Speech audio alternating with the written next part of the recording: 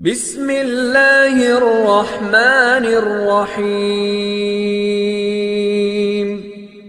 الحمد لله رب العالمين نحمده ونستعينه ونستغفره ونؤمن به ونتوكل عليه ونعوذ بالله من شرور أنفسنا ومن سيئات أعمالنا من يهده الله فلا مضل له ومن يضلله فلا هادي له وأشهد أن لا إله إلا الله وحده لا شريك له وأشهد أن سيدنا محمدا عبده ورسوله أما بعد فقد قال الله تعالى في القرآن العظيم والفرقان المجيد أعوذ بالله من الشيطان الرجيم بسم الله الرحمن الرحيم அளவற்ற அருளாளனும் நிகரற்ற அன்புடையவனாகிய அல்லாஹ்வை போற்றி புகழ்ந்தவனாக இறைவனின் தூதராய் இறுதி தூதராய் உலகத்திற்கு வந்த முஹம்மது ரசூல் ஸல்லல்லாஹு அலைஹி வஸல்லம் அவர்கள் மீதும் அவர்களின் வாழ்க்கை வழிமுறைகளை வலுவாக பின்பற்றி நடந்த சத்திய சஹாபாக்கள் தாபீன்கள் தபா தாபீன்கள் நல்லோர்கள் குறிப்பாக இங்கு அமர்ந்துள்ள நம் அனைவர்கள் மீதும் அல்லாஹ்வின் அருளும் அன்பும் ஈடேற்றமும் என்றும் நின்று நிலவட்டுமாக என பிரார்த்தனை செய்தவனாக எனது உரையை ஆரம்பம் செய்கின்றேன். அன்பிற்கினிய அல்லாஹ்வின் நல்லடியார்களே, தொடர்ச்சியாக 2 தினங்கள் ஒரு நல்லடியார் அவருடைய வாழ்க்கையில் சில பக்கங்கள் என்ற ஒரு சின்ன தலைப்பிலே தொடர்ச்சியாக 2 தினங்களை நாம் கடந்திருக்கின்றோம். 3வது தினம் இன்றைய நாளிலே ஒரு நல்லடியார், இந்த நல்லடியாருடைய வாழ்க்கையினுடைய சில பக்கங்களை நாம் பார்க்கும் பொழுது அல்லாஹ்வின் தூதர் ஸல்லல்லாஹு அலைஹி வஸல்லம் அவர்கள் மக்காவிலே தங்களுடைய பிரச்சாரத்தை எடுத்து சொல்லிக் கொண்டிருக்கும் பொழுது மக்கத்து காபிர்கள் யாரெல்லாம் மக்காவிற்குள் வருகின்றார்களோ, எந்த குல தலைவர்கள் எல்லாம் மக்காவிற்குள் வருகின்றார்களோ அந்த தலைவர்களிடத்திலே தனியாக சென்று பேசுவார்கள். இந்த ஊரிலே ஒரு முஹம்மது என்று சொல்லக்கூடிய ஒரு பெயரிலே ஒரு மனிதர் இருக்கின்றார், அவர் சொல்வதையெல்லாம் நீங்கள் கேட்காதீர்கள், அவர் ஒரு சூனியக்காரர், அவர் ஒரு பைத்தியக்காரர் என்பதாக வரக்கூடிய அனைத்து குல தலைவர்களிடத்திலும் இப்படி ஒரு குற்றச்சாட்டை அவர்கள் வைத்து விடுவார்கள். அப்படிப்பட்ட ஒரு குல தலைவர் தான் துஃபைல் இப்னு அம்ர் ரலியல்லாஹு தஆலா அவர்கள். அவர்கள் வந்து அந்த காஃபிர்களுடைய குற்றச்சாட்டை கேட்டதற்கு பின்னாலும் கூட காபாவை சுற்றி வலம் வரும் பொழுது அல்லாஹ்வின் தூதர் ஸல்லல்லாஹு அலைஹி வஸல்லம் அவர்கள் தொடக்கூடிய அந்த முறையை பார்க்கின்றார்கள். எந்த ஒரு மனிதரும் செய்யாத ஒரு புது விதமான ஒரு செயலை இந்த மனிதர் செய்து கொண்டிருக்கின்றார். ஆனால் மக்கத்து காபிர்கள் இவரை சூனியக்காரர் பைத்தியக்காரர் என்பதாக சொல்லிக் கொண்டிருக்கின்றார்கள். அது போன்ற எந்த ஒரு செயல்பாடும் இவரிடத்தில் கிடையாது. நாம் சென்று அவர் என்ன சொல்கின்றார் என்பதாக நாம் கேட்போம் என்பதாக அவரிடத்திலே அல்லாஹ்வின் தூதர் ஸல்லல்லாஹு அலைஹி வஸல்லம் அவர்களிடத்தில் சென்று அமர்கின்றார். அல்லாஹ்வின் தூதர் ஸல்லல்லாஹு அலைஹி வஸல்லம் அவர்களோடு உரையாடும் பொழுதுதான் எது ஹக் எது உண்மை என்பது அவருக்கு தெளிவாக தெரிகின்றது. அந்த தருணத்திலே ஷஹாதாவை கலிமாவை சொல்கின்றார். துஃபைல் இப்னு அம்ர் ரலியல்லாஹு தஆலா அவர்கள் தங்களுடைய குலத்திற்கு செல்கின்றார். அந்த இடத்தில் சென்று அவருடைய குல மக்களிடத்திலே இஸ்லாத்தை எடுத்து வைக்கும் பொழுது எந்த ஒரு மக்களும் அந்த இஸ்லாத்தின் பால் அந்த பிரச்சாரத்தின் பால் திரும்பவே இல்லை. ஆனால் அந்த இடத்தில் 3 மனிதர்கள் மட்டும் இஸ்லாத்தை ஏற்றுக்கொள்கின்றார்கள். ஒன்று அவருடைய மனைவி, 2வது அவருடைய தந்தை, 3வது அவருடைய அடிமை. அந்த அடிமையின் பெயர் அப்துல் ஷம்ஸ். அந்த அடிமையை கூப்பிட்டு கொண்டு அல்லாஹ்வின் தூதர் ஸல்லல்லாஹு அலைஹி வஸல்லம் அவர்களிடத்திலே துஃபைல் இப்னு அம்ர் ரலியல்லாஹு தஆலா அவர்கள் வருகின்றார்கள். அல்லாஹ்வின் தூதர் ஸல்லல்லாஹு அலைஹி வஸல்லம் அவர்களுடைய கையிலே ஷஹாதாவை அந்த அப்துல் ஷம்ஸ் என்று சொல்லக்கூடிய அடிமை ஷஹாதாவை சொன்னதற்கு பின்னால் உன்னுடைய பெயர் என்ன என்பதாக நாயகம் ஸல்லல்லாஹு அலைஹி வஸல்லம் அவர்கள் கேட்க, என்னுடைய பெயர் அப்துல் ஷம்ஸ், சூரியனுடைய அடிமை என்பதாக கூறுகின்றார். அப்பொழுதுதான் அல்லாஹ்வின் தூதர் ஸல்லல்லாஹு அலைஹி வஸல்லம் அவர்கள் அந்த நபருக்கு பெயர் சூட்டுகின்றார்கள் அப்துர் ரஹ்மான் என்பதாக. அந்த மனிதர் பிற்காலத்திலே அப்துர் ரஹ்மான் என்பதாக அறியப்படவில்லை. மாறாக அவர் அறியப்பட்ட பெயர் அபூ ஹுரைரா ரலியல்லாஹு தஆலா அன்ஹு. இந்த அபூ ஹுரைரா ரலியல்லாஹு தஆலா அன்ஹு அவர்கள் இல்லாமல் நமக்கு அல்லாஹ்வின் தூதர் ஸல்லல்லாஹு அலைஹி வஸல்லம் அவர்களுடைய எந்த செய்தியும், எந்த நிகழ்வும், எந்த ஒரு செயல்பாடும் கிடைத்திருக்காது. அந்த அளவிற்கு அல்லாஹ்வின் தூதர் ஸல்லல்லாஹு அலைஹி வஸல்லம் அவர்களோடு நெருக்கத்தோடும் அவர்களோடு இருந்த அனைத்து செயல்பாடுகளையும் மனனமிட்டு நமக்கு ஹதீஸ்களாக தொகுத்து வழங்கியிருக்கின்றார்கள். கண்ணியமான அபூ ஹுரைரா ரலியல்லாஹு தஆலா அன்ஹு அவர்கள் அவர்களுடைய வாழ்க்கையினுடைய ஆரம்பம் மிகவும் ஏழ்மையாக வறுமையான காலகட்டத்திலே அவர்களுடைய வாழ்க்கையை கழிக்கின்றார்கள். அவர்களுடைய வாழ்க்கையிலே எப்பொழுதும் மதீனாவிற்கு வந்துவிட்டார்கள் என்றால் பள்ளிவாசலுடைய ஓரத்திலே அந்த சஹாபி அபூ ஹுரைரா ரலியல்லாஹு தஆலா அன்ஹு அவர்கள் அமர்ந்து கொள்வார்கள். எப்பொழுதும் பள்ளிவாசலுடைய திண்ணைகளிலே ஏழைகள், அனாதைகளான முஸ்லிம்கள், சஹாபாக்கள் இருப்பார்கள். அவர்களுடைய பெயர் அஸ்ஹாபு சுஹ்பா, திண்ணை தோழர்கள் என்பதா. அந்த திண்ணை தோழர்களுக்கு எப்பொழுதும் உணவும் எப்படி வரும் தெரியுமா? ஏதோ ஒரு சஹாபிகள் கொண்டு வந்து அவர்களுக்கு உணவு கொடுத்தால் மட்டும்தான் அவர்களுக்கு உணவு, மற்ற நேரங்களில் அவர்களுக்கு உணவுகள் கிடையாது. அப்படிப்பட்ட ஒரு நிலைமையில் வளர்ந்த ஒரு சஹாபி தான் அபூ ஹுரைரா ரலியல்லாஹு தஆலா அன்ஹு அவர்கள். அவர்கள் அல்லாஹ்வின் தூதர் ஸல்லல்லாஹு அலைஹி வஸல்லம் அவர்களோடு இருப்பதை மிகவும் அதிகமாக விரும்பினார்கள். ஒரு முறை அவர்கள் அல்லாஹ்வின் தூதர் ஸல்லல்லாஹு அலைஹி வஸல்லம் அவர்களை வர்ணிக்கும் பொழுது இவ்வாறு கூறுகின்றார்கள்: அல்லாஹ்வின் தூதர் ஸல்லல்லாஹு அலைஹி வஸல்லம் அவர்களை எப்பொழுதுமே பார்த்து கொண்டே இருக்க எனக்கு தோணும். ஏன் தெரியுமா? அவருடைய முகம் சந்திரனை எப்படி ஒரு மனிதன் அழகாக பார்த்து கொண்டே இருப்பான், அதனுடைய அந்த வர்ணனையை அவன் அப்படியே பார்த்து கொண்டே இருப்பான் அல்லவா? அதை போன்று அல்லாஹ்வின் தூதர் ஸல்லல்லாஹு அலைஹி வஸல்லம் அவருடைய முகம் இருந்தது. அதற்காகவே அவரோடு நாங்கள் அமர்ந்து கொண்டே இருப்போம், அவரோடு என்னுடைய வாழ்க்கை தொடர்ந்து கொண்டே இருந்தது என்பதாக அபூ ஹுரைரா ரலியல்லாஹு தஆலா அன்ஹு அவர்கள் பதிவு செய்கின்றார். அபூ ஹுரைரா ரலியல்லாஹு தஆலா அன்ஹு அவர்கள் அவர்களுடைய வாழ்க்கையினுடைய ஆரம்பத்தில் அவரோடு தாய் மட்டும்தான் இருந்தார். ஆனால் அந்த தாய் இஸ்லாத்திற்கு வராமல் இருந்தவராக இருக்கும் பொழுது தொடர்ச்சியாக இஸ்லாமிய பிரச்சாரத்தை தன்னுடைய வீட்டில் முதலாவதாக அபூ ஹுரைரா ரலியல்லாஹு தஆலா அன்ஹு அவர்கள் தொடங்குகின்றார். தாய் என்னதான் சொன்னாலும் பிரச்சாரத்தை அவர் விடுபவராக இல்லை. ஆனால் அந்த பிரச்சாரத்தினுடைய இறுதி கட்டம் எப்படி சென்றது தெரியுமா? அந்த தாய் அந்த பிரச்சாரத்தினுடைய விஷயங்களை கேட்க முடியாமல் அல்லாஹ்வின் தூதர் ஸல்லல்லாஹு அலைஹி வஸல்லம் அவர்களை ஏசி விடுகின்றார்.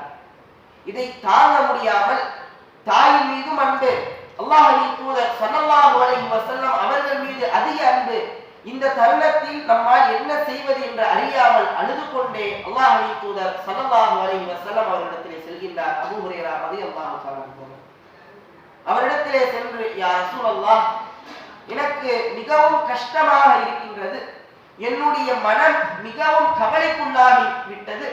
காரணம் என்ன தெரியுமா? என்னுடைய தாய் உங்களை ஏசி விட்டார். என்னுடைய அன்பு குறித்தான என்னுடைய தாய் எனக்கு மிகவும் அன்பு குறித்தான உங்களை ஏசி விட்டது என்பது என்னால் தாங்கவே முடியவில்லை. யா ரசூலல்லாஹ், என்னுடைய தாய்க்கு ஹிதாயத்திற்காக நீங்கள் துஆ செய்யுங்கள். அல்லாஹ்வின் தூதர் ஸல்லல்லாஹு அலைஹி வஸல்லம் அவர்கள் அபூ ஹுரைராவின் மீது இருக்கக்கூடிய அன்பிலே அவருடைய தாய்க்காக ஹிதாயத்திற்காக துஆ செய்கின்றார்கள். அபூ ஹுரைரா ரலியல்லாஹு தஆலா அன்ஹு அவர்கள் அதிலே சமாதானமாகி வீட்டுக்கு திரும்பும் பொழுது வீடு மூடப்பட்டிருக்கின்றது. கதவை தட்டினால் அபூ ஹுரைராவே வெளியவே நில், உள்ளே வராது என்பதாக ஒரு குரல், அவருடைய தாயினுடைய குரல். தாய் குளித்துவிட்டு வெளியே வந்து கலிமாவை மொழிகின்றார். அபூ ஹுரைராவிற்கு ஆனந்த கண்ணீர் ஏற்படுகின்றது. அல்லாஹ்வின் தூதர் ஸல்லல்லாஹு அலைஹி வஸல்லம் அவர்களுடைய துஆ உடனே கபூலாகிவிட்டது. என் மீது அந்த அளவிற்கு அவர்களுக்கு அன்பு இருக்கின்றதா? அல்லாஹ் ரப்பல் ஆலமீனுக்கும் என்னுடைய குடும்பத்தாரின் மீது இந்த அளவிற்கு அன்பு இருக்கின்றதா என்பதாக ஆனந்த கண்ணீரோடு அல்லாஹ்வின் தூதர் ஸல்லல்லாஹு அலைஹி வஸல்லம் அவர்களிடத்திலே சென்று அந்த நல்ல விஷயத்தை கூறி அபூ ஹுரைரா ரலியல்லாஹு தஆலா அன்ஹு அவர்களுடைய வாழ்க்கையை கடக்கின்றார்கள். அபூ ஹுரைரா ரலியல்லாஹு தஆலா அன்ஹு அவர்களுடைய வாழ்க்கையை தங்களுடைய தாயோடு கழிக்கும் பொழுதெல்லாம் ஒரு மகன் தங்களுடைய பெற்றோருக்கு எப்படியெல்லாம் உபகாரங்கள் செய்ய வேண்டுமோ அதனை எல்லாம் நல்ல முறையிலே அவர் செய்வார். வீட்டுக்கு செல்லும் பொழுதெல்லாம் அஸ்ஸலாமு அலைக்கும், மீண்டும் வெளியே வரும் பொழுதெல்லாம் அஸ்ஸலாமு அலைக்கும் என்பதாக எப்பொழுதும் தங்களுடைய பெற்றோருக்கு உபகாரம் செய்யும் பொழுதும் அதே நேரத்திலே அவர்களுக்கு தேவையான தகவலை கொடுப்பதிலும் அபூ ஹுரைரா ரலியல்லாஹு தஆலா அன்ஹு அவர்கள் கண்ணும் கருத்துமாக இருப்பார்கள். ஒரு முறை தெருவிலே ஒரு இளைஞரும் ஒரு வயதான ஒரு மனிதரும் நடந்து கொண்டு சென்று கொண்டிருக்கின்றார்கள். அப்பொழுது அந்த இளைஞனை அழைத்து, இளைஞா இங்க வா, எதற்காக அந்த வயதானவரை விட நீ அதிகமாக முன்னே செல்கின்றார், அவர் யார் என்பதாக கேட்கும் பொழுது அவர் என்னுடைய தந்தை, அவருடைய பெயர் இப்படி என்பதாக அவர் கூறுகின்றார். அப்பொழுது அபூ ஹுரைரா ரலியல்லாஹு தஆலா அன்ஹு அவர்கள் உபதேசம் செய்கின்றார்கள், இளைஞனே, உன்னுடைய தந்தையினுடைய பெயரை நீ சொல்லாது, அது உனக்கு கண்ணியத்தை தராது. உன்னுடைய தந்தைக்கு முன்னால் நீ அடியெடுத்து வைக்காது. உன்னுடைய தந்தை எங்கெல்லாம் அமர்கின்றார்களோ அவர் அமர்ந்ததற்கு பின்னால் நீ அமரு. இதுதான் உன்னுடைய பெற்றோருக்கு நீ செய்யக்கூடிய உபகாரம் என்பதாக அபூ ஹுரைரா ரலியல்லாஹு தஆலா அன்ஹு அவர்கள் அந்த இளைஞனுக்கு எப்படியெல்லாம் மார்க்கம் சொல்கின்றதோ அந்த உபதேசத்தை அவர் சொல்லிக் கொடுக்கின்றார். கண்ணியமானவர்களே, அபூ ஹுரைரா ரலியல்லாஹு தஆலா அன்ஹு அவர்கள் அவர்களுடைய கல்வி ஞானத்தை கற்கும் பொழுதெல்லாம் எந்த அளவிற்கு வறுமையிலே இருந்தார்கள் என்பதற்காக ஒரு செய்தி. அபூ ஹுரைரா ரலியல்லாஹு தஆலா அன்ஹு அவர்களை கூறுகின்றார், நான் எப்பொழுதும் திண்ணையிலே உட்கார்ந்திருப்பேன். ஏதோ ஒரு சஹாபி என்னிடத்தில் வந்து, சஹாபியிடத்தில் நான் ஒரு கேள்வியை கேட்டு அதற்கான விளக்கத்தை அவர் கொடுத்துவிட்டு அவரோடு அவர் என்னை வீட்டுக்கு அழைத்து சென்று அவர் உணவளிக்க மாட்டாரா என்பதாக நான் எண்ணுவேன். அப்படிப்பட்ட ஒரு சூழ்நிலையில் நான் வாழ்ந்து கொண்டிருந்தேன். அப்படி ஒரு நாள் வந்தது. மிகவும் கடுமையான பசி. என்னால் அந்த பசியை தாங்க முடியவில்லை. என்னுடைய வயிற்றிலே கல்லை கட்டிவிட்டேன். இருந்தாலும் பசி தாங்க முடியவில்லை. யாராவது வருவார்களா என்பதாக பார்த்து கொண்டிருக்கும் பொழுது அபூபக்கர் ரலியல்லாஹு தஆலா அவர்கள் வந்தார்கள். அவரிடத்திலே ஒரு வசனத்தை கேட்டு அந்த வசனத்திற்கு விளக்கத்தையும் கேட்டேன். ஆனால் அவர் என்னை அவருடைய வீட்டிற்கு அழைத்து செல்லவில்லை. மீண்டும் உமர் ரலியல்லாஹு தஆலா அவர்கள் அந்த இடத்திற்கு வந்தார்கள். அவர்களிடத்திலே ஒரு விளக்கத்தை கேட்டேன். அவர் அதற்கு விளக்கத்தை கூறிவிட்டு அவர் என்னை கடந்து சென்று விட்டார். அதற்கு பின்னால் நாயகம் ஸல்லல்லாஹு அலைஹி வஸல்லம் அவர்கள் வந்தார்கள். நாயகம் ஸல்லல்லாஹு அலைஹி வஸல்லம் அவர்கள் என்னை பார்த்தவுடன் அவர்கள் புரிந்து கொண்டார்கள், நான் பசியில் தான் இருந்தேன் என்பதா. அபூ ஹுரைராவே, வாருங்கள், என்னுடைய வீட்டிற்கு செல்லுங்கள், அந்த வீட்டில் கொஞ்சம் பால் இருக்கின்றது, அதனை கேட்டு வாங்கி கொண்டு வாருங்கள் என்பதாக. அபூ ஹுரைரா ரலியல்லாஹு தஆலா அன்ஹு அவர்கள் மிகவும் சந்தோஷமாக அல்லாஹ்வின் தூதர் ஸல்லல்லாஹு அலைஹி வஸல்லம் அவர்களுடைய வீட்டிற்கு செல்கின்றார். அங்கு சென்று பார்த்தால் அந்த பானையில் கொஞ்சம் மட்டும்தான் பால் இருக்கின்றது.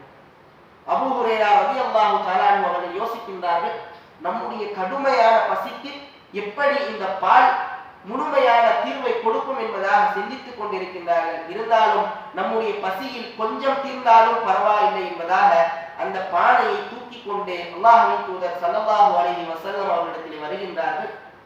அல்லாஹ்வின் தூதர் ஸல்லல்லாஹு அலைஹி வஸல்லம் அவர்கள், அபூ ஹுரைராவே, திண்ணை தோழர்கள் இருப்பார்கள், அவர்களை அழைத்துக் கொண்டு வாருங்கள், அவர்கள் மிகவும் பசியோடு இருப்பார்கள், அவர்களை அழைத்துக் கொண்டு வாருங்கள் என்பதாக கேட்கும் பொழுது அபூ ஹுரைராவிற்கு என்ன செய்வது என்று தெரியாமல் முழிக்கின்றார். நாம் கடுமையான பசியில் இருக்கின்றோம், ஆனால் அல்லாஹ்வின் தூதர் ஸல்லல்லாஹு அலைஹி வஸல்லம் அவர்கள் திண்ணை தோழர்களை அழைத்து வர சொல்கின்றார்கள் அல்லவா. அல்லாஹ்வின் தூதர் ஸல்லல்லாஹு அலைஹி வஸல்லம் அவர்களுடைய கட்டளையை எப்படி மீறுவது என்பதை தெரியாமல் அபூ ஹுரைரா ரலியல்லாஹு தஆலா அவர்கள் திண்ணை தோழர்களை சென்று அழைத்து வருகின்றார். அபூ ஹுரைராவே, அந்த பாலை எடுத்து அவர்களுக்கு கொடுங்கள், அவர்களுக்கு பாலை புகட்டுங்கள் என்பதாக, அந்த திண்ணை தோழர்களுக்கு பாலை புகட்டுங்கள் என்பதாக அபூ ஹுரைராவை அல்லாஹ்வின் தூதர் ஸல்லல்லாஹு அலைஹி வஸல்லம் அவர்கள் கட்டளை இடுகின்றார்கள். அபூ ஹுரைரா ஒவ்வொரு மனிதருக்கும் பாலை புகட்டிக் கொண்டே வருகின்றார். ஒவ்வொரு நபரும் திருப்தியாக அவர்களுடைய வயிறு நிரம்ப பாலை அருந்திக் கொண்டு இறுதியாக அல்லாஹ்வின் தூதர் ஸல்லல்லாஹு அலைஹி வஸல்லம் அவர்களும் அபூ ஹுரைராவும் மட்டுமே இருக்கின்றார்கள். அப்பொழுது அபூ ஹுரைரா அல்லாஹ்வின் தூதர் ஸல்லல்லாஹு அலைஹி வஸல்லம் அவர்களை பார்க்கின்றார்கள். யா ரசூலல்லாஹ், இப்பொழுது நம் 2 நபர் மட்டும்தான். அப்பொழுது அல்லாஹ்வின் தூதர் ஸல்லல்லாஹு அலைஹி வஸல்லம் அவர்கள் சிரித்துவிட்டு, முதலாவதாக நீங்கள் குடியுங்கள் அபூ ஹுரைரா, நீங்கள் குடித்துவிட்டு என்னிடத்தில் கொடுங்கள், அபூ ஹுரைரா குடிக்கின்றார். குடித்ததற்கு பின்னால் சிந்திக்கின்றார், அதில் சில துளிகள் மட்டும்தான் இருக்கும். எனவே அல்லாஹ்வின் தூதர் ஸல்லல்லாஹு அலைஹி வஸல்லம் அவர்களுக்காக வைப்போம் என்பதால். ஆனால் அல்லாஹ்வின் தூதர் ஸல்லல்லாஹு அலைஹி வஸல்லம் அவர்கள் நீங்கள் குடியுங்கள் என்பதாக சொல்லிக்கொண்டே இருக்கின்றார்கள். அபூ ஹுரைரா இறுதியாக கூறினார், யா ரசூலல்லாஹ், உங்களை அனுப்பிய இறைவனின் மீது சத்தியமாக என்னுடைய வயிறில் இதற்கு மீது இடம் இல்லை என்பதாக கூறிவிடுகின்றார்கள். அந்த அளவிற்கு அந்த பாலிலே அல்லாஹ் ரப்புல் ஆலமீன் பரக்கத்தை வைத்திருந்தான் என்பது அபூ ஹுரைரா ரலியல்லாஹு தஆலா அன்ஹு அவர்களுடைய வாழ்க்கையில் ரப்புல் ஆலமீன் எந்த அளவிற்கு பரக்கத்தை ஏற்படுத்தி வைத்தான் என்பதுதான் இந்த இடத்தில் நாம் பெற வேண்டிய பாடமாக இருக்கின்றது. கண்ணியமானவர்களே, ஒரு மனிதன் அல்லாஹ்வினுடைய வாழ்க்கைக்காக அல்லாஹ்வினுடைய வழியிலே நம்முடைய மார்க்கம் எந்த ஒரு விஷயத்தை சொல்லி காண்பிக்கின்றதோ அதற்கு முற்றிலுமாக தன்னை அர்ப்பணிக்கக்கூடிய மனிதனாக அந்த மனிதன் மாறும் பொழுது ரப்புல் ஆலமீன் அவன் எண்ணாத புறங்களில் இருந்து அந்த மனிதனுக்கு பரக்கத்தையும் ரஹமத்தையும் கொடுக்கின்றான். அதற்கு முன்னுதாரணமான ஒரு வாழ்க்கை தான் அபூ ஹுரைரா ரலியல்லாஹு தஆலா அவர்களுடைய வாழ்க்கை. அவர்களுடைய வாழ்க்கையில் அவர்கள் எண்ணாத ஒரு விஷயம் அவருடைய தாய் ஹிதாயத் பெற்றது. அவர்கள் நினைக்காத ஒரு விஷயம் அவர்களுக்கு இந்த அளவுக்கு ஞானம் கிடைத்து அவர்கள் இத்துணை ஹதீஸ்களை மனனம் செய்து இந்த சமூகத்திற்கு கொடுத்தது. அதே நேரத்தில் அவர்கள் வாழ்ந்த அந்த வறுமை காலத்தில் எல்லாம் ரப்புல் ஆலமீன் தொடர்ச்சியாக அற்பமான உணவுகளை கொடுத்து கூட அவர்களுக்கு பரக்கத்தை ரப்புல் ஆலமீன் கொடுத்தார். இதுதான் ஒரு நல்லடியார் அல்லாஹ்வுடைய வழியில் சென்றான் என்றால் அவனுக்கு ரப்புல் ஆலமீன் எண்ணாத புறங்களில் இருந்து பரக்கத்தை கொடுப்பான் என்பதற்கு உதாரணம். எனவே கண்ணியமானவர்களே, இறைவன் ரப்புல் ஆலமீன் எந்த ஒரு விஷயங்களை இந்த சமூகத்திற்கு கட்டளையிட்டிருக்கின்றானோ அதனை நம்முடைய வாழ்க்கையில் அமல்படுத்தக்கூடிய நன்மக்களாக இறைவன் நம் அனைவரையும் ஆக்கியல் புரிவானாக. وآخر دعوانا الحمد لله رب العالمين. السلام عليكم ورحمة الله وبركاته. سبحانك اللهم وبحمدك أشهد أن لا إله إلا أنت أستغفرك وأتوب